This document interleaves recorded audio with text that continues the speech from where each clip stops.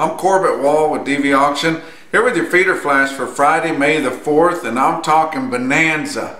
Not the cheap steakhouse, but the fantastic victory that your feedlots in the Southern Plains had on Thursday. And I tell you what, you know, I've sometimes get critical, and I should, the few guys that still sell negotiated in the 5-area feeding region for giving in too early, too quick.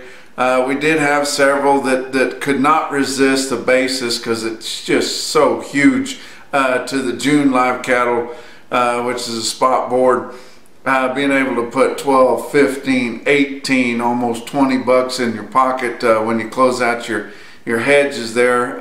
But guys are just hanging in there, and even though we've been talking about this wall of cattle coming, a lot of these guys that are selling negotiated just keep digging their heels in and forcing more, and they're going to get this market high enough where we can step over that wall before long.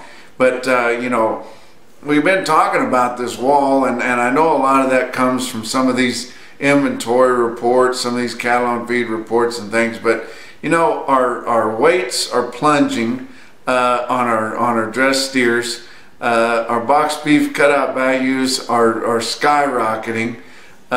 We've got short market ready supplies right now. We've got outstanding demand by both the packers at that level and by your consumers on up the line. They're cranking up these chain speeds. Our choice select spread is widening.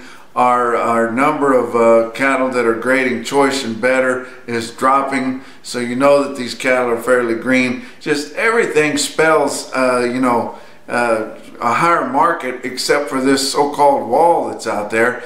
And many of us thought it would be here several weeks ago. The majority of people thought it would be here by now, and we don't even see it on the horizon yet. We've just had a lot of talk about it. But you know, look at the board on Thursday. Your June live cattle futures finally had to come up. They should have been up the limit, but up $1.67 to end the day on Thursday at 106.52 on a day where you had fat cattle selling in the Southern Plains at 126. So $19.50 basis there, and we're getting on into May here a ways, but June's our spot market. But August up $1.55 to end the day at 105.25. August feeder cattle up $2.12, so a good recovery there, ending at 146.57, and May was up 217, ended the day at 140.80. And your Thursday sales were a lot better. We kind of hit a bump there on Wednesday. A lot of this thing started catching up, and your feeder cattle buyers just started backing up a little bit, and most of your markets on Wednesday were a touch cheaper after being quite a bit higher for the last 3 or 4 weeks. But the fat cattle trade happening fairly early in the day, the board being up, everything just spelled better, and most of your cash feeder cattle auctions were higher on Thursday. But let's look at the fats that traded. Through Wednesday, we had only sold 30,500 head. Almost 21,000 of those sold on Wednesday. The heck of it is, they were pretty much all for late May delivery, all 2 to 4 weeks out.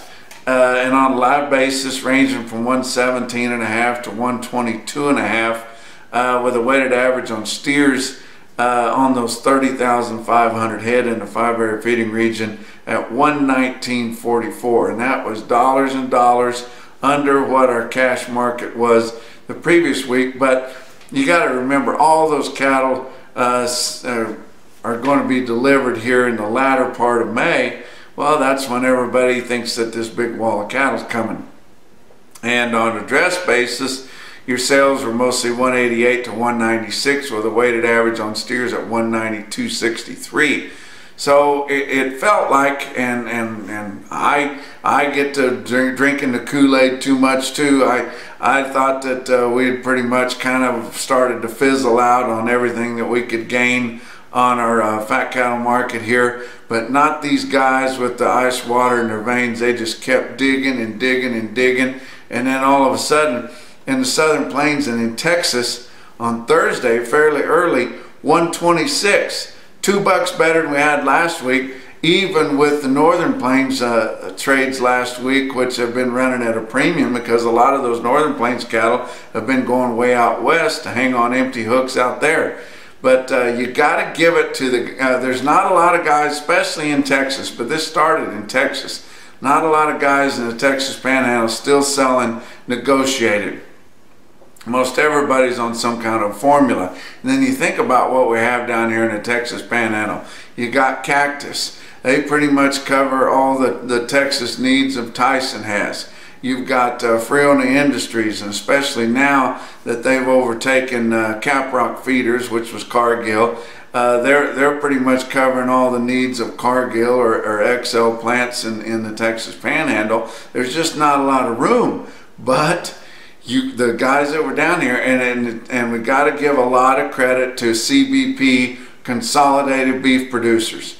And they sell in all 5 areas, guys. So if you got cattle to sell and you wanna bolden up and you wanna be tough and you wanna try to wrestle some of this leverage back a little bit, join up with Consolidated Beef Producers. That's what they do, is they pool what few cattle are left that aren't already in a captive supply, and they try to get enough of them put together to get some leverage on these packers and sell those cattle as high as they can. It's relatively inexpensive to sell your cattle with them, and they'll take good care of you.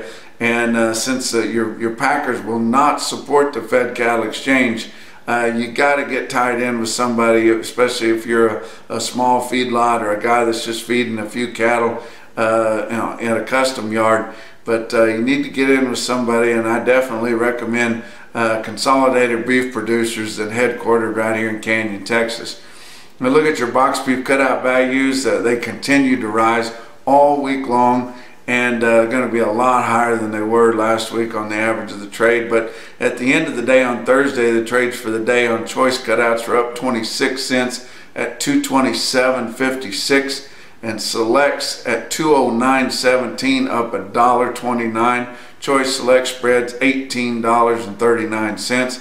Your slaughter's been pretty decent after some fears early in the week that we were going to have some sluggish kills up in the Northern Plains, but 472,000 through Thursday. That's just 2,000 off of last week and 18,000 more than the same week a year ago.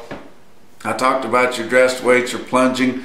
Your actual dressed steer weights for the week ending April 21st come in at 856 pounds. That might sound big to you, but that's 11 pounds lighter than they were just the previous report. So that would have been the 14th of April that week. But losing 10, 11 pounds in 1 week, they are just plunging, and we are into some green cattle, guys. So that goes to show you that these guys worried about these heavier supplies of market-ready cattle have been reaching out and pulling green cattle forward, and that's what's going to help us get over that wall. And by the time we get to that thing, we can probably step over it like we would a hot wire fence.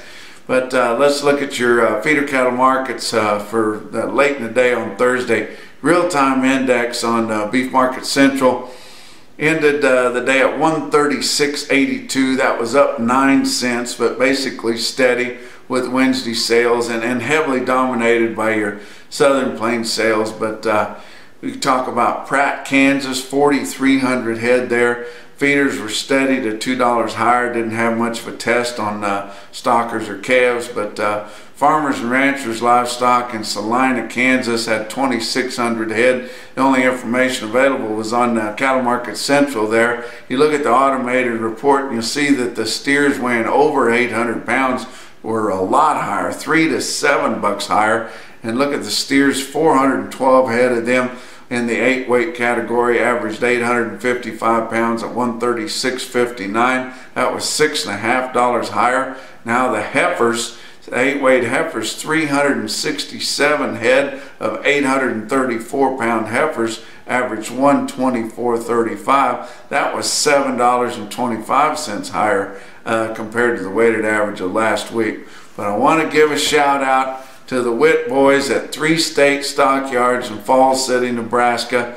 You know, we had that big slug in one draft in Joplin there early last week, but they're right on their heels, guys, and they don't shy away from big numbers in Falls City, Nebraska. 717 head of 820-pound steers that you can see on this video here that Tom Witt sent me. They bring 143.60. Those cattle come out of Kelly, Kansas. They're going to be going straight out west to put on feed to the same man that bought those cattle. Has bought them the last several years, but they must perform for him because he likes them. But we look out east, and we've been talking about bluegrass markets all week here, and get some good orders coming out that way, looking for green yearlings, and they do have them. They background them year-round out there. But Bluegrass Stockyards South in Stanford, Kentucky, 116 head of steers, weighed 773 at 144.40. And that's your feeder flash for Friday.